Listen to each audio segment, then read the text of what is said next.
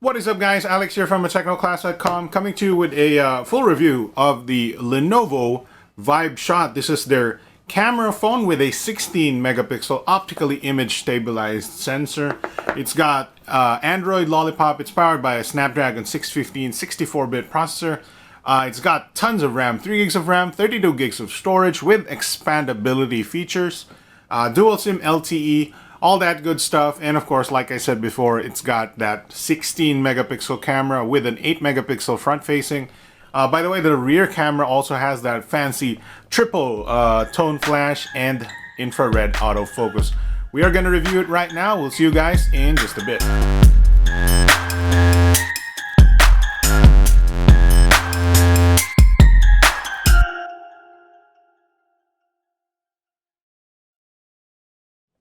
Alright, so here is the Lenovo Vibe Shot in this pretty cool, thin, kind of lengthy, kind of tall, black and red box. Pretty cool looking, and nice Vibe lettering right there. We have a sort of a holographic sticker here that says Lenovo service and warranty assured. That's pretty cool because, you know, customer service is nice too. Back cover and film inside. So as you can see on the picture there, it seems like there's a case and screen protector. Obviously, I know already because I'm reviewing this now. But yeah, let's get this guy open. Alright, so here is the phone itself. We're just gonna tip this over to get the phone. And here is the phone itself with the case on. The case kind of got, you know, dirty while I was reviewing it. I don't know if it was cleaner. You know, I got it used already. So let's just remove that. And we'll just clean this guy up. Got some fingerprints on there already.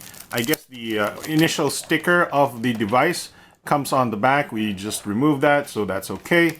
And here we have some screen protectors. Looks like we have this little pin poker thing to open your SIM tray and micro SD tray. Over here we have some Vibe Shot documentation, quick start guide.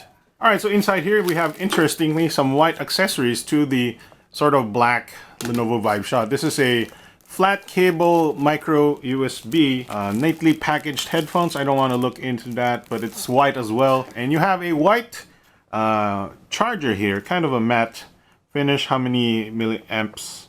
1.5 amps. Alright, so we're going to talk about the phone without turning on the display first, because I want to make a point about this phone for now. I mean, looking at this phone without the display on, it looks really nice. You know, the front panel is all, you know, Gorilla Glass and actually just, you know, a slab of, you know, reflective surface, which is really nice. We have a speaker grill right there, and I believe a 8 megapixel front facing camera over there. Alright, so taking a look around the device, you can see that there's the sides are all in metal, which feels really good. It's a bit of a flat kind of metal, you know, it doesn't feel super nice in the hand because, you know, curved metal is much better. But, you know, this reminds me a little bit of the iPhone, I don't know, 5, something like that, you know, kind of the chamfered edges right there. One thing I do have to note, the side on the sides is the metal is not top to bottom. There's a little bit of a lip. If I can get that focused, hopefully, there's a little bit of a lip right there, like a millimeter of lip, just enough so the case can get a hold onto this corners right there. And as you can see, the sides are definitely nice looking right there. On the bottom, on the back, we have a shiny, I believe, Gorilla Glass back. It's really hard to focus on these kind of shiny devices. It's a little bit fingerprint magnety as well, so bear with me, try and get to focus.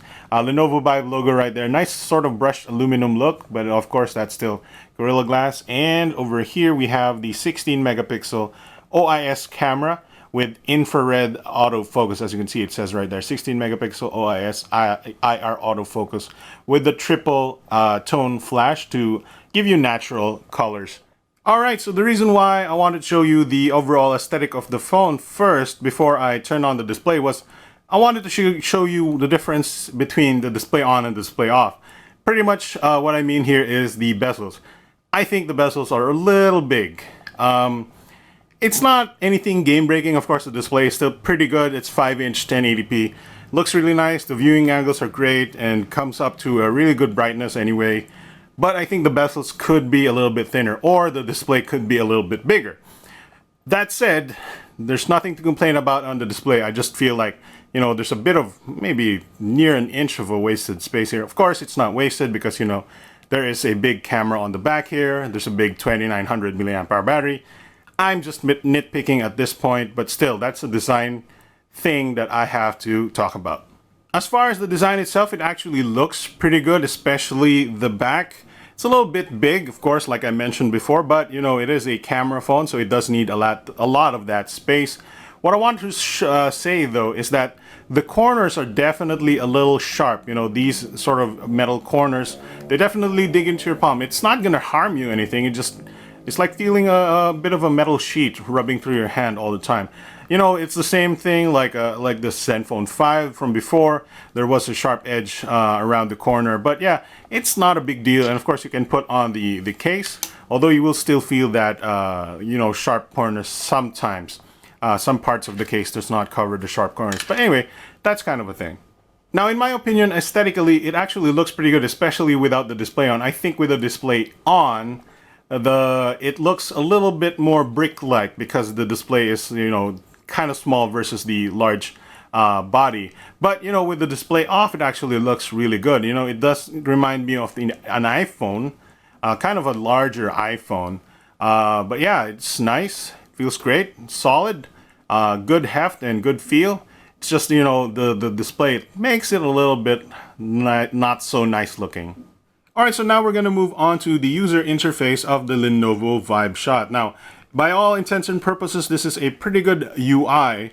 It's running Android 5.1 right now. It came out of the box running Android 5.0 Lollipop. Now it's running Android 5.1, but it has the Lenovo UI skin. I think the Vibe UI is what they call it.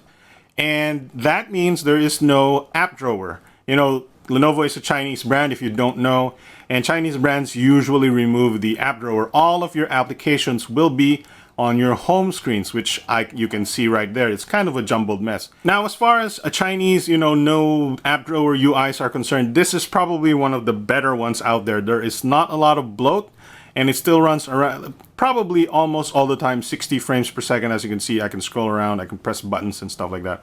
By the way, there are capacitive buttons over there. I didn't show you that. And as you can see, I can scroll, I can swipe and do whatever, and it looks pretty good. It still moves at a brisk pace, which is great because compared to Xiaomi MIUI, that thing is sluggish as hell. Anyway, as you can see, it has almost a stock-ish interface, but they did change the lock screen a little bit. Alright, so one other customization you have is a pretty decent themer app. You know, you can change your icon packs, wallpapers, lock screen, recent task list. There's a Lollipop version and the Lenovo version. I believe you can download more and just change your overall look and feel. I'm not into that, but if you are, that's pretty good. Now, one thing I want to note here is the semi okay amount of bloatware. There are bloatware here, like what is this?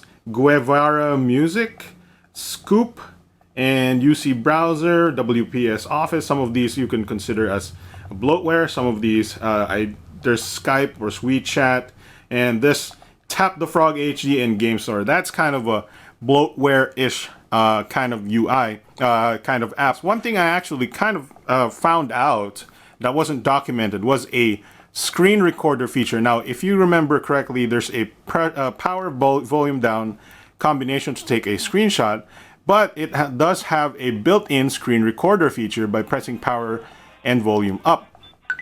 There you go. That little beep says it's now screen recording. That's pretty cool. You know, some UIs, you have to install a different app to record the screen. Here in Lenovo, you can actually record your screen by just, you know, that combination, which is kind of cool. The resulting video kind of stutters a little bit sometimes if you're playing games, but it's a nice feature nonetheless. Alright, so now let's talk about the main thing of this phone, which is the camera app. And by the way, the button for the camera is a two-stage camera button, and there's a nice switch, which I'll talk about later. If you press and hold the camera button, it will start. If it was on lock, you can probably open it as well. You can definitely open it. It's about 2 seconds.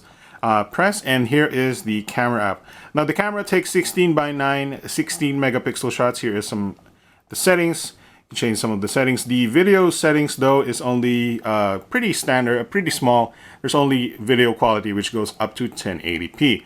Now what I like about the camera app, it does have this sort of smart slider here, which if you touch it will turn off, and it's all up to you to do camera settings. But if you turn it on, it will actually intuitively figure out what you're trying to take a picture of. And it actually works pretty good.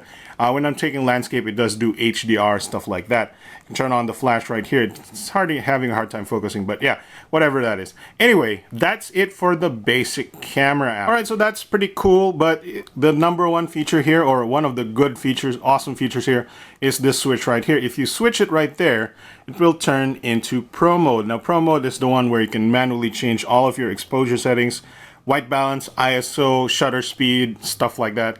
And you can change it by pressing some of these buttons or just sliding this over there. Sometimes it bugs out like that, but you can drag this over like this.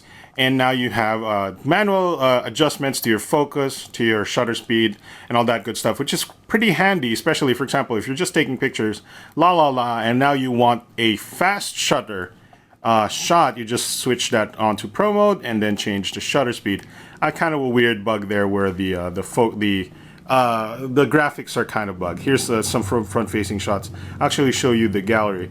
The camera is actually very, very good. I find that it does take really, really good shots, even in low light. That's a front-facing camera, by the way. That's an 8-megapixel front-facing camera. Here's a rear 16-megapixel camera. Really nice detail in this low light condition. And here's a nice landscape shot. I'll show you more. Actually, there's a lot more here, but you know, I'll show you that to you at the end of the video. Now, one thing I want to mention, of course, the camera has an infrared autofocus right there. That's I think, you know, it could be programmed a little bit better. It seems to hit or miss, especially when you have, you know, things that are really, you know, just in the center of the frame. I think it needs a little bit of adjustment, but it does help nonetheless. I have seen better infrared autofocus types or phones out there. Now, in terms of video, like I said before, it only does up to 1080p video. There's also a caveat to that video, is what I call, let's see, wobble stutter effect, which I will show you. Maybe I'll just superimpose a video here. I noticed there's a little bit of a wobble stutter effect on 1080p video, and I don't want to downgrade to 720p because obviously this is a camera phone and it should be able to handle 1080p video. Unfortunately, I think there's a bit of a software bug there where there's a wobble stutter effect quite evident in a lot of videos. I'll show you that probably here somewhere. Hopefully you'll see that, and there you go.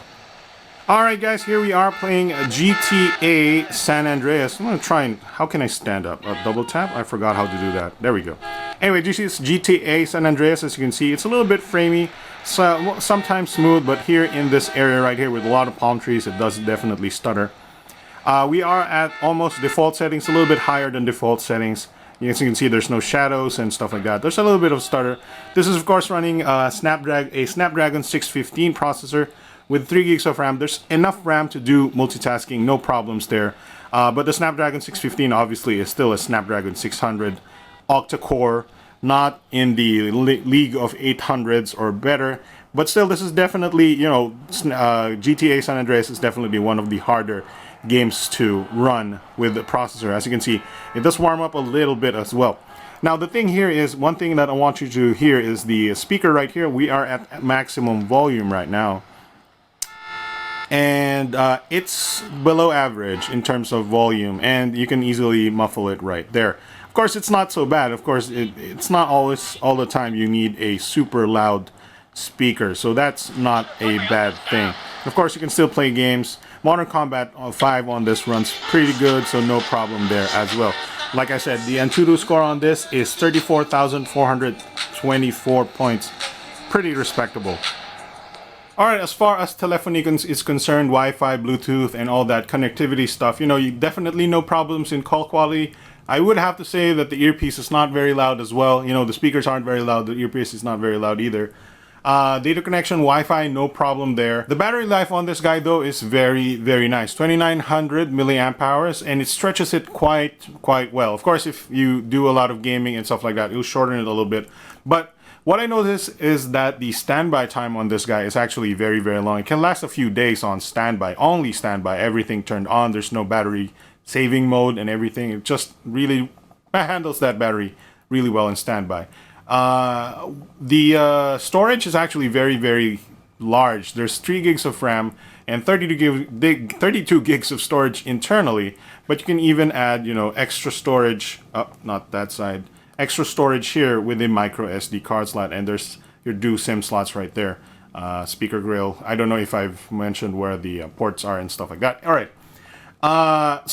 I'm rushing this because people are actually trying to pick this up right now. Anyway, pros and cons of the Lenovo Vibe Shot. Number one, superb camera with OIS.